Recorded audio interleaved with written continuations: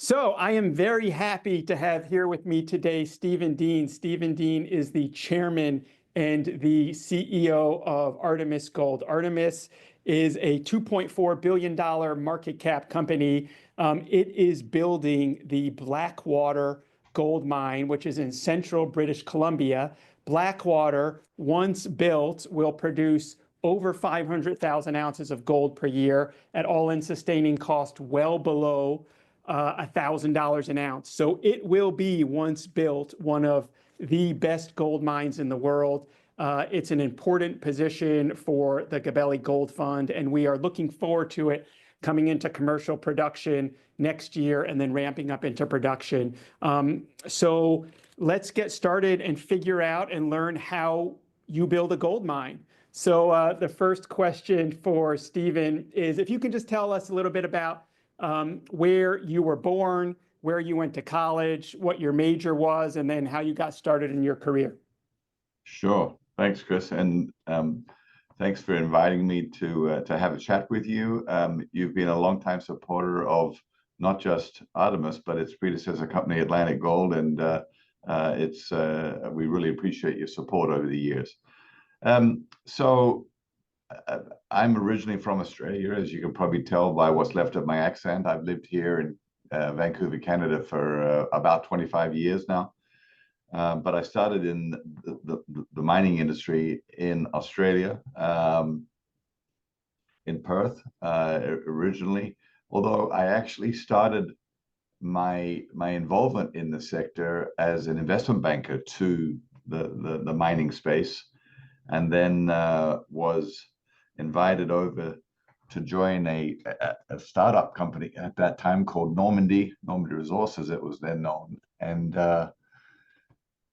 it was about a $10 or a $20 million company at that time. And by the time I left that company, it was Australia's largest gold producer, and it ultimately was sold to Newmont in a three-way merger between Franco-Nevada, Normandy, and Newmont in the early 2000s. So it was a bit of a rocket ship, a great learning ground for this business, and it put me in a great place to start my own business, and which is what I did in starting Pacific Mining Corporation. We acquired an existing mine, then built a new mine called Carosue Dam in Western Australia, which is still owned by a company called Northern Star today, and still going strong 25, 30 years later. Very proud about that. And that company was ultimately sold by way of it becoming a subsidiary of a major company here in Canada called Teck Corporation, as it was then known, and today known as Teck Resources. And I joined Teck as president in the late 90s, and played a role in putting its then subsidiary, a company called Cominco, a household name in the mining business here in North America, together to form Teck Cominco, and then ultimately it changed its name to Teck Resources. That's what brought me to Canada. Oh, that's great. Okay, so then can you talk about, so you were the president of Teck, and then eventually your next kind of foray into the mining industry was with Atlantic, and you also had a little bit of a hiatus there. I remember us talking about it at one point. Can you talk a sec about that, just from like a career perspective? Anybody, young person, like myself, or sorry, not me, young person like my son. That boat sailed. who might be listening to this, about just what you were thinking about from a career perspective with that, and then how you decided to get back involved relative to Atlantic. Yeah, sure. Having achieved, in my mind, success in helping Teck and Cominco become the one company, and as you said, Teck Cominco, I felt it was time. My kids were young teenagers at the time, and my eldest was, on a short-term path to going to college, and I realized that I'd spent the vast majority of their childhood on the road. At Tech, I was probably on the road, whether it be to one of the facilities, the smelter or mines here in British Columbia, or elsewhere in North America or Latin America, and then Australia, 250 days a year on the road. So I felt I needed to reconnect with my kids, and I took a sabbatical at the end of 2002 for the best part of 10 years. I call it a sabbatical because I did focus much more than I was able to when I had the big job at Tech. But it was not exactly a period when I didn't have any involvement with the mining industry. I helped a buddy of mine put together some assets that formed what is today Oceana Gold. I was the founding chairman of Oceana Gold. We listed that separately, initially in Australia, and then ultimately it came here to North America to list.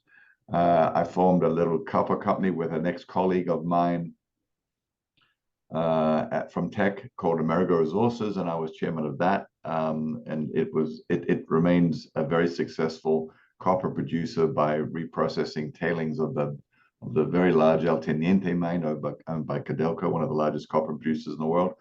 And I went on the board of a couple of investment funds out of your part of the world, New York City, for a while, and that gave me some involvement and some perspective on what it's like to sit on your side of the desk for a number of years, and that was a great time. And then at around 2014-15, you might remember this. It was a pretty dark period for the mining sector, gold sector in particular. And yeah, I've always sort of thought that provided you have access to capital, if you can find the dips in the cycle, and if you have that access to capital and you could start a new business, particularly develop a new mine, then that is the right time to do it. And that's what we did with Atlantic at the time. It had a series of deposits and a mine called the Touquoy mine over in Nova Scotia, Eastern Canada, and we built that in record time and got that into production. And we managed to see that increase in shareholder value by in excess of 1,000% over a period of about 4 or 5 years. Right. No, that's great. Okay, so you saw this asset and you decided to acquire it, and that's what happened with Atlantic. You sold it at a big premium to Australian St. Barbara, and we were shareholders of that at the time. And so thank you for that. We're looking forward to thanking you again for what you're going to do for Blackwater.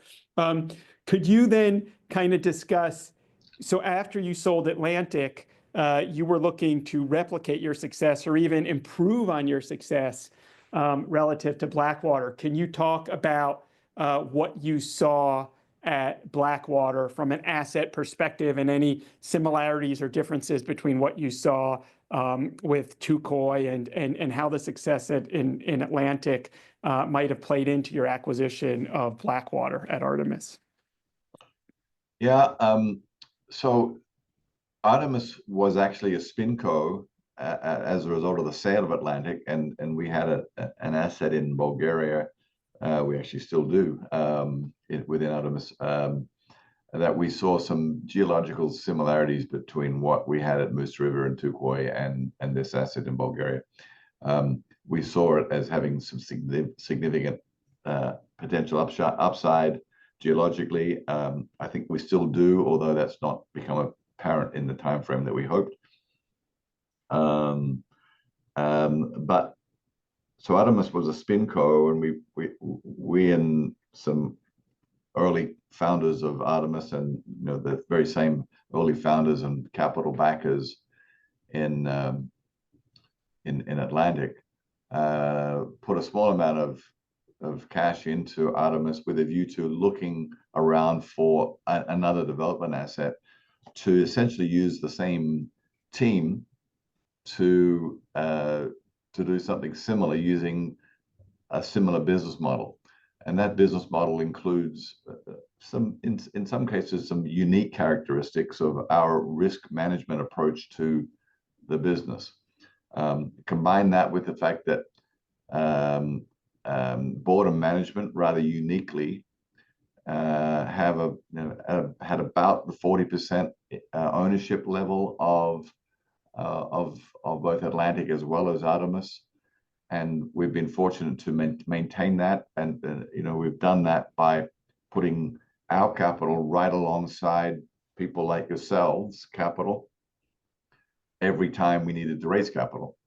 And what that means generally is that we're pretty frugal with issuing our shares, because to us it's more valuable than money. And that's what's kept our capital structures tight, and that's what's kept our return on capital for our shareholders in good stead. So that's key tenet of our model. The other tenets are things like fixed price contracts on plant construction, things like grade control, knowing 10 to 20 times more about our ore body when we go to mine it, to de-risk those critical first early days of startup of a new project. And just having a team of people who not just built mines once before, but several times before, as I have, and bringing that experience to bear to successfully build in a very risk measured way these new mines. Right.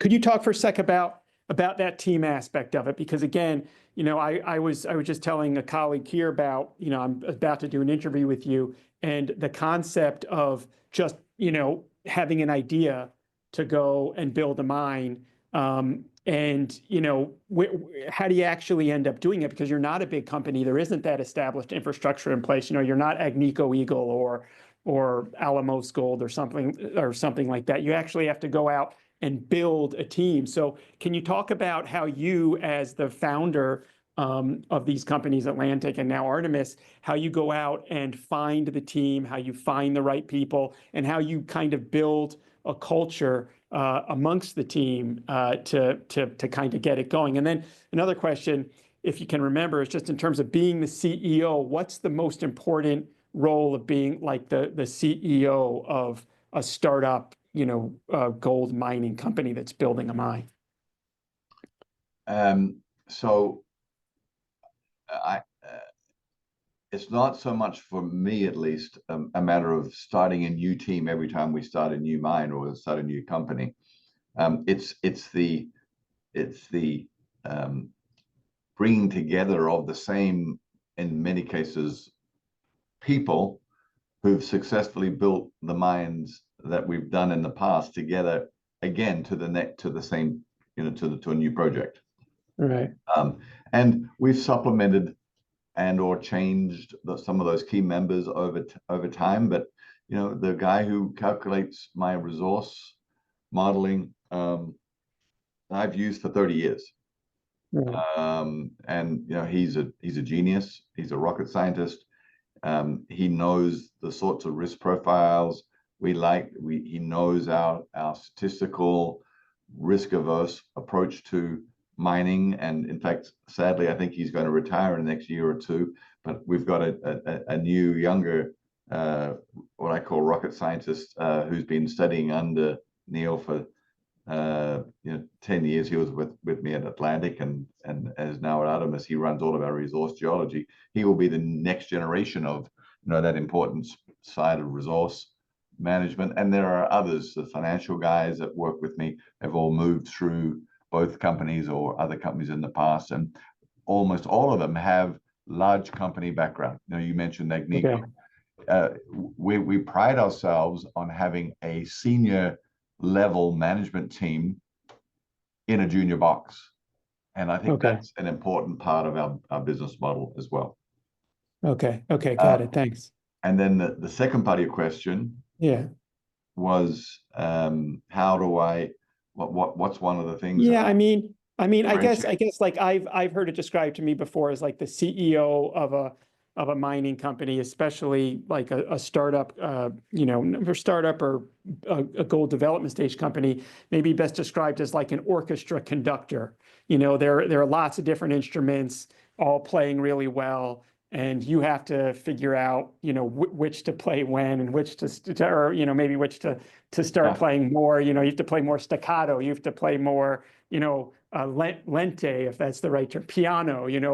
Or what have you. But I mean, that's how it's been described. I mean, what would you say someone else once described to me, I said, what do you do every day as a CEO? And he said, what I do is say no. So I mean, how would you kind of describe what's the most important role, like what's the most important job, sorry, of a CEO in your position? I'm sure everyone has a different answer to this, but my answer is, that you talked about what it's like to be a conductor in an orchestra. I think it's more like a general in the lines of a battle, and being very strategic and very sort of big picture to coordinate whatever challenge we have on that day. But I think so an ability to visualize and have a vision for a business and keep that vision and keep it constant and consistent, and to be able to translate that not just to people like you, but also to the people who work with us here in the company, but also having a unique ability. And this is where I think it differentiates people who may aspire to become a CEO, and an ability to also have an attention to detail. Right. Okay. It's an ability to have both a vision, and up here at 30,000 feet, and to drive that vision relentlessly. And relentlessly is the right word, because there's some long days and light nights when you're trying to build a company, as we all know. But also the ability to dive into detail, if necessary, where necessary, and to arc those various initiatives up and down. I give you an example. During the early period of Artemis and its building of this company, I spent 30 to 40% plus of my time on ESG matters, mainly social and mainly environmental, around because we were in full-on permitting mode. Right. So partnering with our First Nations partners was a very important piece. Establishing those partnerships, establishing that trust, and getting their support for all the myriad of environmental approvals that mines need to get all over the world, not just in Canada or the US. That's where I knew I had to spend most of my time, and I did. So that now it's more balancing towards the construction risk management side, coordinating all of the components of the mine, the transmission line, the plant, the TSF facility, making them all come together so that they then will be able to join together in the starting of the mine. And getting 3 out of the 4 is great, but you can't start the mine unless you get all 4. So that's where my focus is right at this minute. So it's an ability to change and morph and refocus emphasis and your skills and risk management approach to the business, dependent upon what stage it's in. Right. Okay. Yeah. Okay. That's awesome. That makes a lot of sense. I see. Yeah. I could see you that I probably should imagine that the general would have been the right metaphor to use for you. I bet, Megan, investor relations, if I were to ask her how would you describe Stephen, maybe to me, she'd probably say general, maybe to the other employees, something, no, but, but anyway, so great. So, right. Okay. So you mentioned ESG. Can you talk also like a little just about so you said environment, First Nations, but what about like within the community, also the broader community, that general area there, which has a lot of forestry, and there are towns people who live nearby? How do you get a buy-in from them? Because they are going to be a large portion, or they are and will be a large portion of your employee base as well. How do you work with the broad communities nearby to get them on board with this mine? Well, there's several components of that. I think starting right from the get-go, just being a good corporate citizen in those communities, and doing what you say, and being responsible, complying with the conditions and your business license conditions for being able to be there and to operate and to build and this facility is number one. Number two, being very conversant and engaged with indigenous peoples whose interests are connected to the mine and its infrastructure, and making sure that they benefit not just financially, but in jobs and in training and just general wellness. In fact, in the community, and mining companies are uniquely positioned to be able to do that, even better than governments, because we're on the ground. We can provide employment and jobs and long-term careers and purpose and meaning to indigenous peoples, and while they still remain on their indigenous and homeland. Very few companies can do that. Very few industries, I should say, can do that. So I treat it as a privilege that we can do that and work as well as we are trying to with our indigenous peoples. And then there's a broader community, of course, as well, and the general jobs and economic drivers that we provide, whether it be for the local stores, because we buy goods from them, or services from the local environmental scientists who work in the town. Now, you're right that we have several 5 to 10 townships that really encircle from north to northeast to east of us, and those towns were originally there because of that area being the heartland of Canada and British Columbia's forestry business. And sadly, that business has declined for various reasons, or much of it has moved to the southeast in the US, the Canadian forestry industry and the big players in the industry. And that has left a wonderfully trained workforce, logging truck drivers, pulp mill operators, electricians, maintenance people, and so what we've been able to do as we've ramped up construction and now approaching operations for Blackwater is take that workforce who've been laid off over the last 2 or 3 or 5 years by closures of the mills and the pulp mills, bring them into our industry, retrain them when necessary, and provide a long-term future. Those people who live in those towns are there because they love living that lifestyle, and they don't want to move to Vancouver or to some other big city. They want to live in the interior, in a region where they go hunting and fishing and winter activities, and they've got a boat and a truck in the drive, and that's a lifestyle.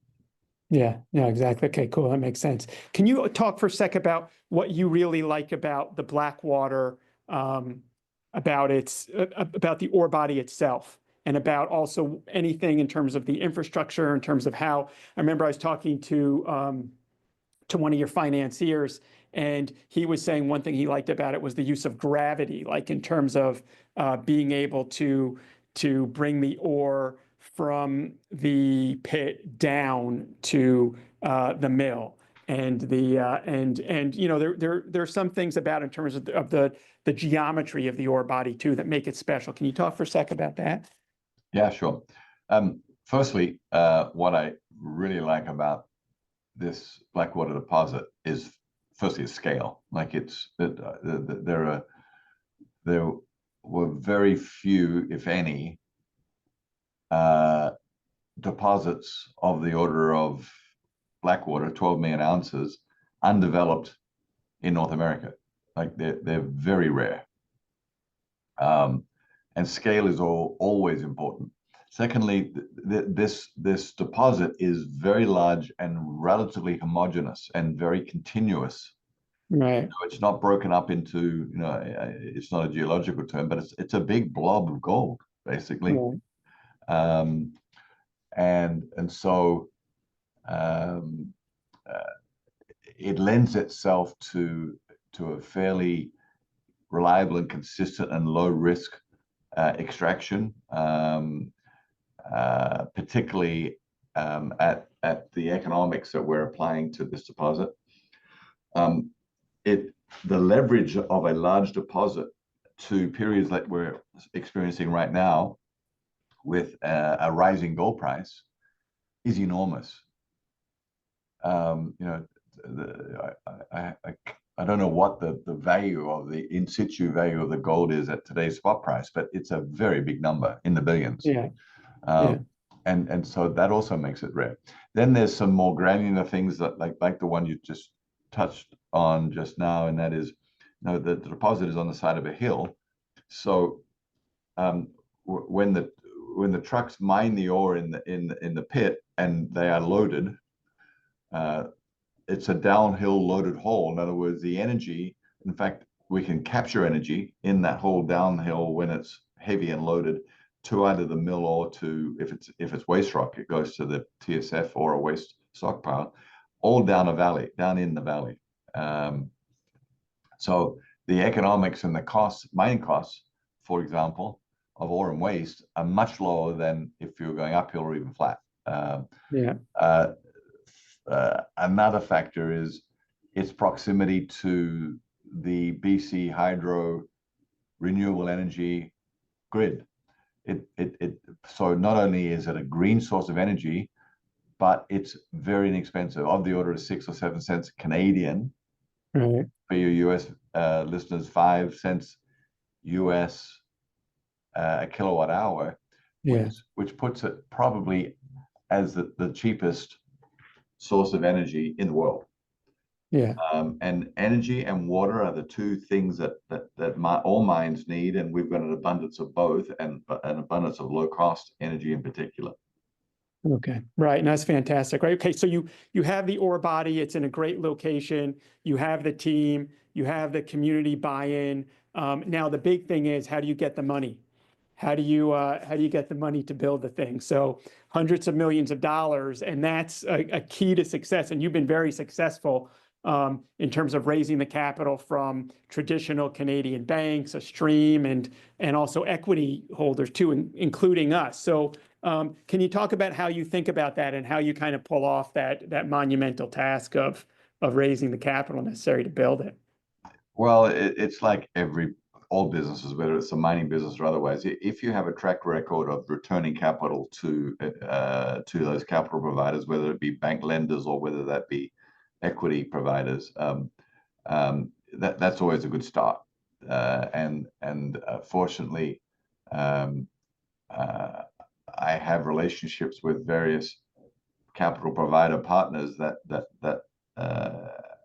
have been developed in some cases. For example, the very large BlackRock firm out of London, London office, have invested alongside me in several of my companies and startups and developments over 30 plus years. The guy who runs the London and mining fund, as well as other sectors now, because he started off in the mining, is now across a number of sectors, has been a supporter of mine and I've hopefully returned good returns to him and his funds several times over the years. So it's a combination of that trust, also for lenders, relationships with lenders. The lenders that were lenders to Atlantic are also the bank lenders on the project loan facility for the Blackwater deposit.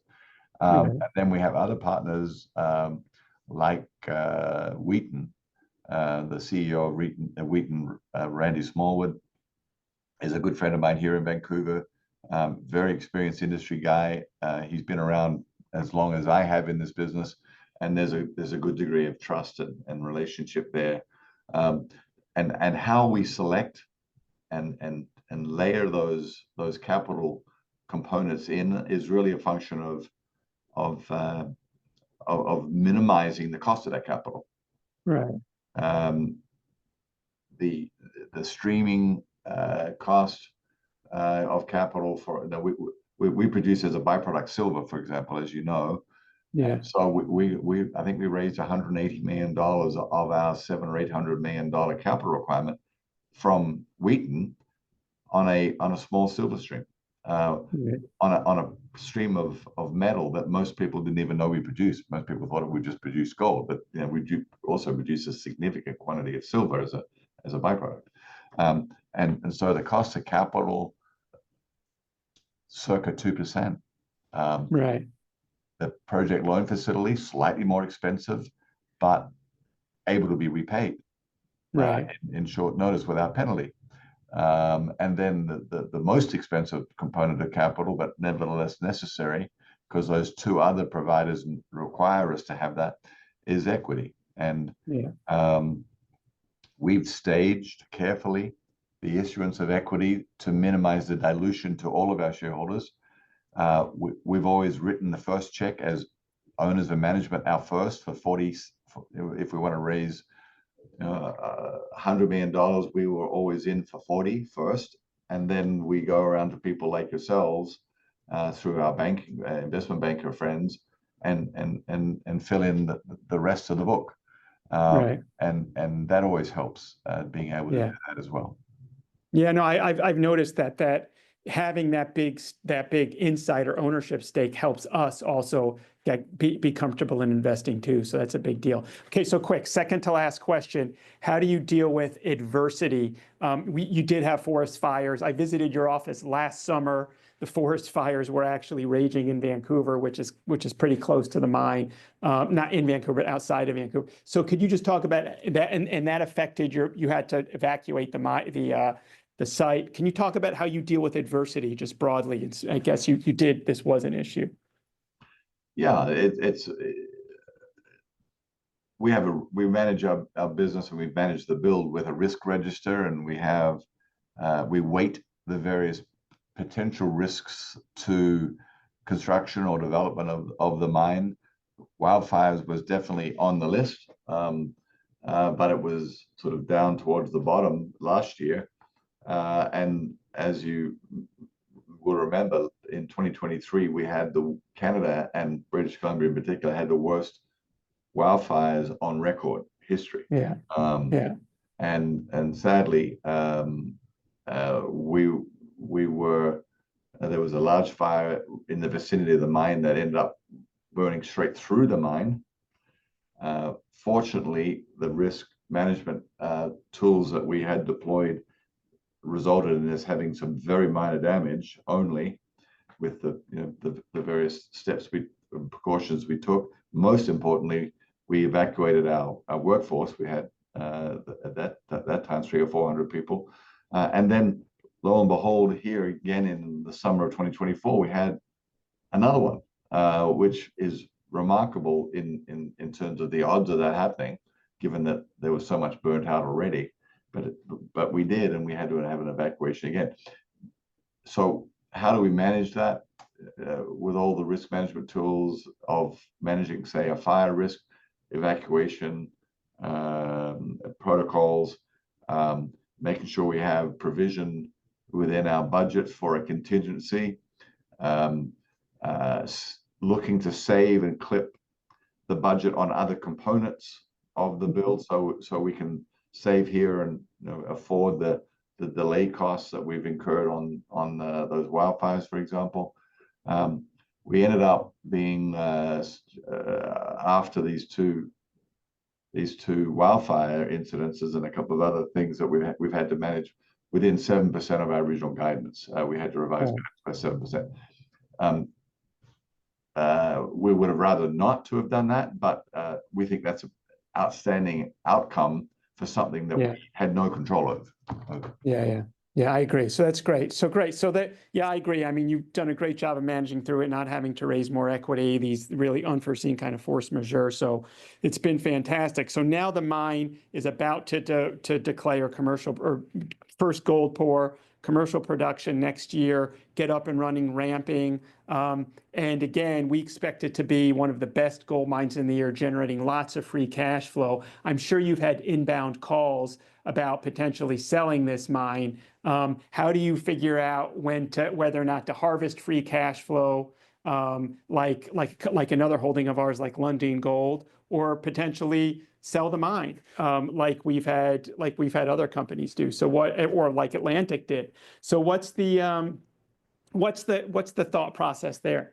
Yeah, it's I think it depends on a whole bunch of factors. I think Lundin Gold is a great example of a huge success story, and that we have the greatest admiration for the track record of that management team and that company.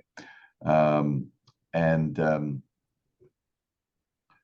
you know, my answer to this question, because you're right, I do get the question a lot, is, you know, in some cases, if you look at my history of companies that I've been involved with founding, it kind of depends on the overall market, and it's all comes down to